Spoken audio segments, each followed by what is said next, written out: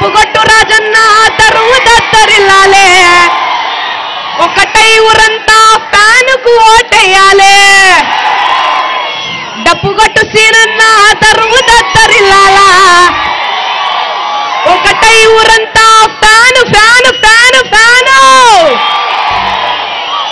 Fan కట్క 11వ తారీఖున పోయి మీరు ఫ్యాన్ మీద ఇట్లా వేలు పెట్టండి, చల్లగా ఏసీ లాగా గాలి వస్తుంది. ఫ్యాన్ వచ్చిన తర్వాత మనం చల్లగుంటాం 5 ఏళ్ళు. ఈ ఒక్కసారికి మన జగన్మోహన్ రెడ్డి అన్నకు ఛాన్స్ ఇవ్వాలా? అభ్యర్థి ఎవరైనా సరే జగనన్న ముఖం చూడాలా? చూస్తారు కదా, గెలిపిస్తారు కదా. విజయేందర్ అన్నను, బ్రహ్మానంద రెడ్డి అన్నను గెలిపిస్తారు కదా. డప్పుగొట్టు రాజన్న తరువు దత్తరిల్లాలా, ఒకటై ఊరంతా ఫ్యానుకు ఓటేయాలా. వైఎస్ జగనన్నకు ఓటు వేయపోదామే, పోదామా? వైఎస్ రాజన్న రుణం తీర్చుకుందామే. వైఎస్ జగనన్నకు ఓటు వేయపోదామే, వైఎస్ రాజన్న రుణం తీర్చుకుందామే.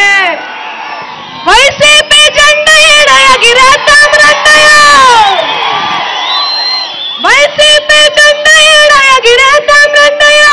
జగనన్న యుద్ధ ఢంక మోగిద్దాం రండయ్య.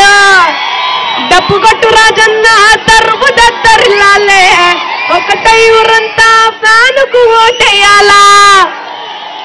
అడిగి చూడు ఆంధ్ర ప్రజల ఆత్మ గౌరవం, రాజన్నే నిలిపినాడు నిండు జీవితం.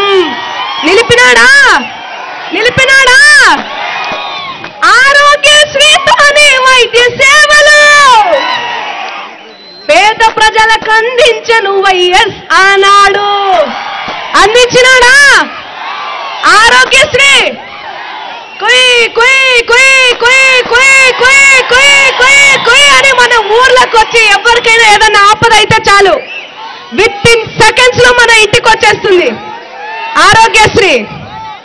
ఇప్పుడు రానివ్వట్లేదులే, ఇప్పుడు ప్రభుత్వం ఎవరిది మనది కాదు కాబట్టి రానివ్వట్లేదు. అప్పుడు ఎట్లా ఉండే?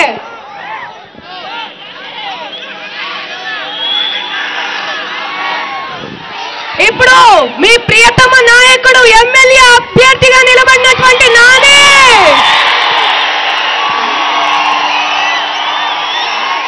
అన్న మామూలు ఫ్యాన్ ఫాలోయింగ్ లేదన్నా నీకు?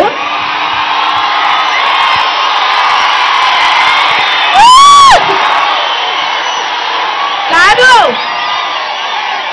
రాయలసీమ సింహం లెక్క కనిపిస్తుండు కదా. ఆ మీసాలు చూడండి, మీసాలు. ఓకే, ఇప్పుడు మాట్లాడతాడు అన్న.